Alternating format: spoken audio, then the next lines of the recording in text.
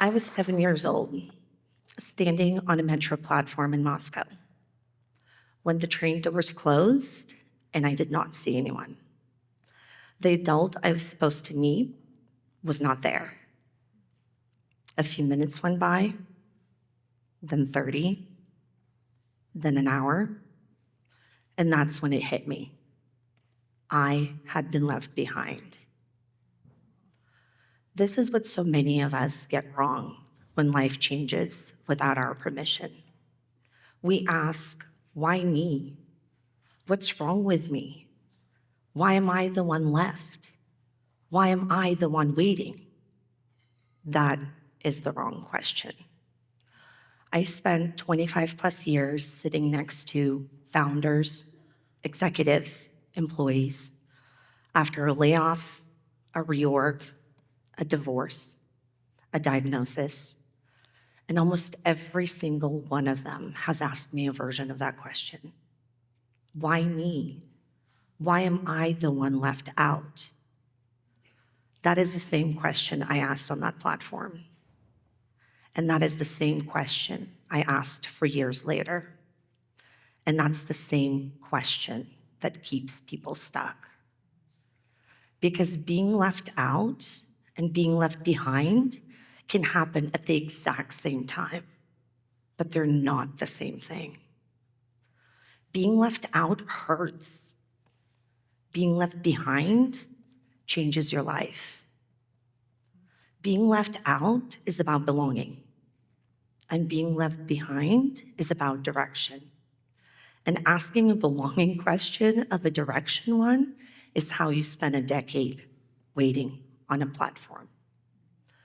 So let me actually take you back to that platform.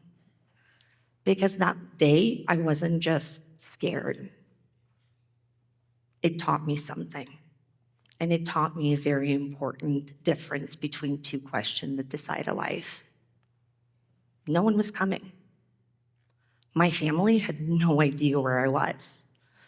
And the adult I was supposed to meet was not showing up. Oh, and another part is I couldn't go home because nobody was there and wouldn't be for hours.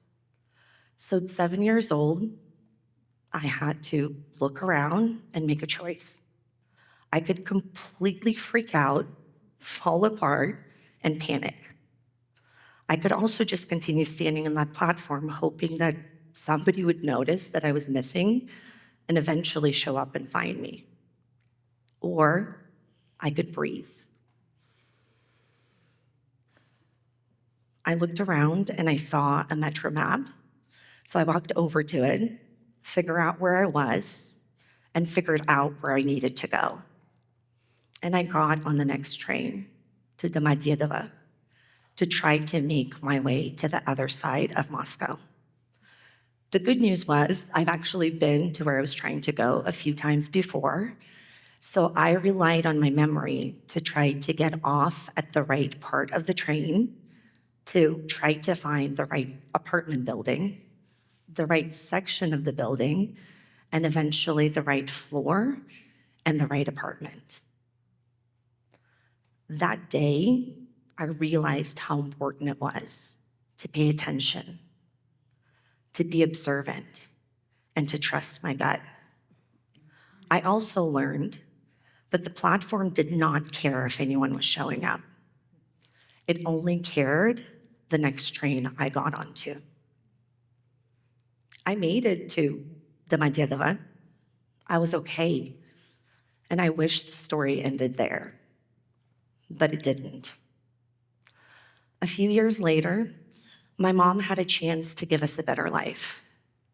That meant she had to leave Russia. It's 1992, the fall of communism. Soviet Union is coming apart. There are military tanks on the streets enforcing curfew, and it's complete chaos.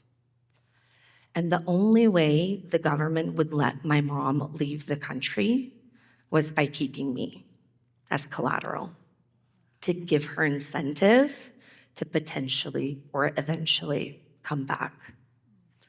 So that meant that the moment she left, She couldn't come back until she had a green card. And I could not go to any other country outside of Russia to prevent me from having an opportunity to reunite with her. She left. And overnight, my grandparents became my full-time caretakers.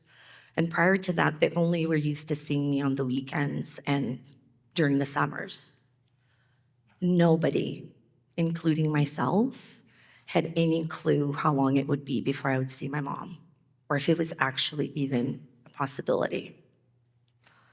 And communication during that time was a handful of phone calls, a few letters here and there, because international calling in the early 90s was astronomically expensive. And the only way to ensure a letter actually made it was to give it to a person that was traveling from the US to Moscow.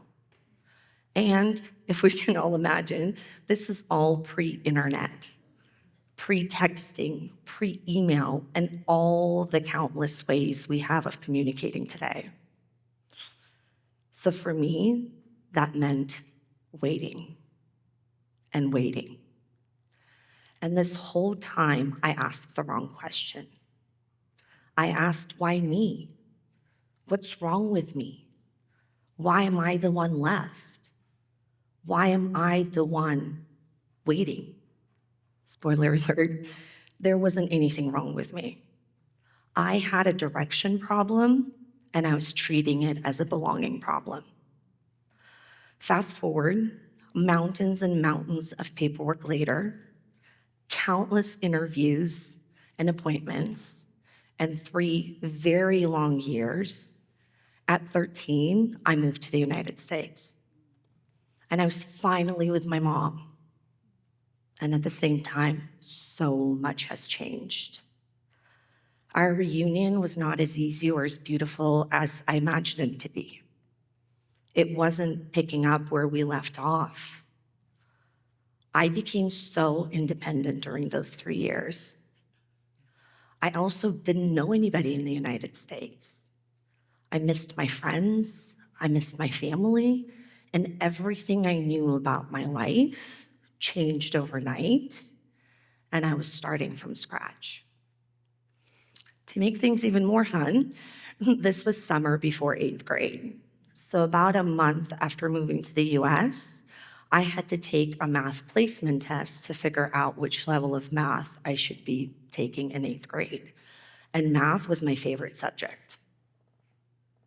I take the test, and I fail it. And I mean, I bombed it. Not because I didn't know math. I had no idea what they were asking of me.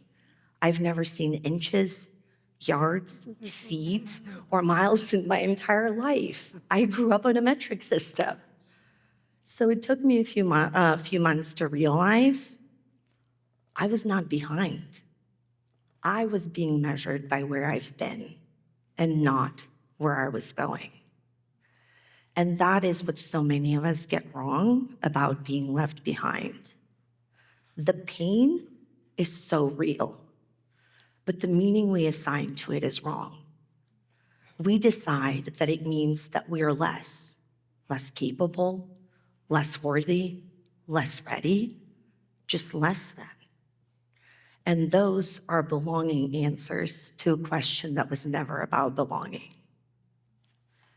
Here's what being left out looks like in adult life.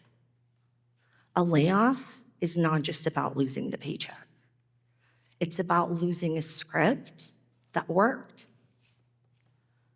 A breakup is not just about the relationship. It's about losing a future that you were building. And in every one of those moments, we ask, why me? What's wrong with me? When the question that gets you off the platform is, where do I go next? So let me actually take you back to that platform. Because that 7-year-old girl did not have a plan. She didn't have permission, and she didn't have certainty.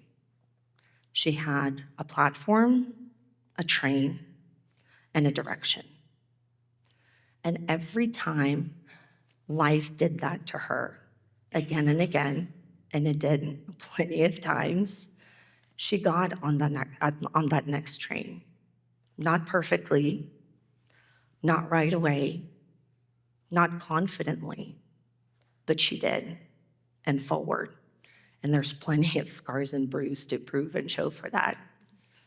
And if I could go back and whisper to the girl that I was on that platform, I wouldn't tell her she was going to be okay.